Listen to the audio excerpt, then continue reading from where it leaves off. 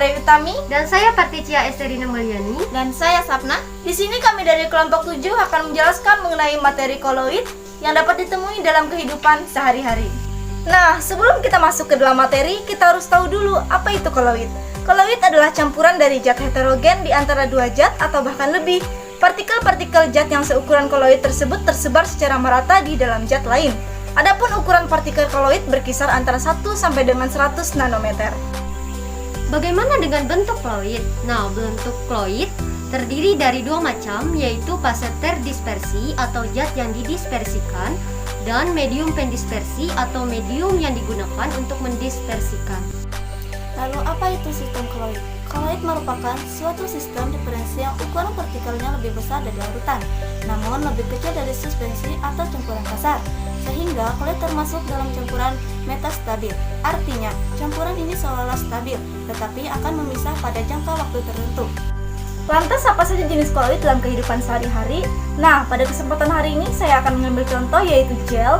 Gel adalah partikel koloid liofil yang setengah kaku atau berupa zat padat dan terdiri atas partikel-partikel koloid atau kristal yang saling berkaitan dengan membentuk jaringan.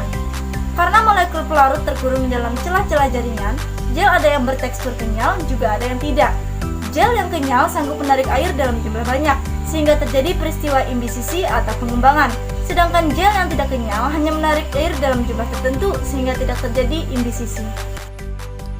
Jenis koloid yang pertama ada sol padat perpaduan antara logam dan tinta, sol cair ada tinta dan tanah liat, sol gas atau aerosol padat terdiri dari asap dan debu di udara. Kemudian yang kedua ada emulasi padat atau gel terdiri dari keju, mentega, dan agar-agar. Emulasi cair ada susu dan mayones, dan emulasi gas atau aerosol cair terdiri dari kabut, awan, dan hairspray.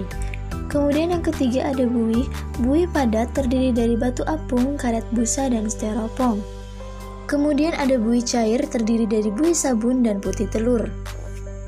Sifat-sifat koloid yang pertama ada efek Tyndall, gerak Brown, adsorpsi, elektroforesis, dan koagulasi.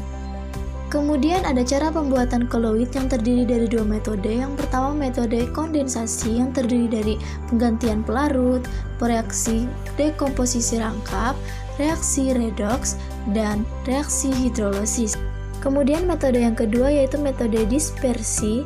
Yang pertama ada cara mekanik, yang kedua ada peptisasi, dan busur Bredig. Selanjutnya ada penggunaan sistem koloid dalam kehidupan sehari-hari. Pada penjelasan sebelumnya saya mengambil contoh gel yaitu minyak rambut, namun ada beberapa contoh lain dalam kehidupan sehari-hari. Seperti ada deterjen, pemurnian gula, pembentukan delta, proses penjernihan air, dan pengumpulan darah. Sekian penjelasan dari kelompok kami. Terima kasih atas perhatiannya. Wassalamualaikum warahmatullahi wabarakatuh. Dan salam sehat.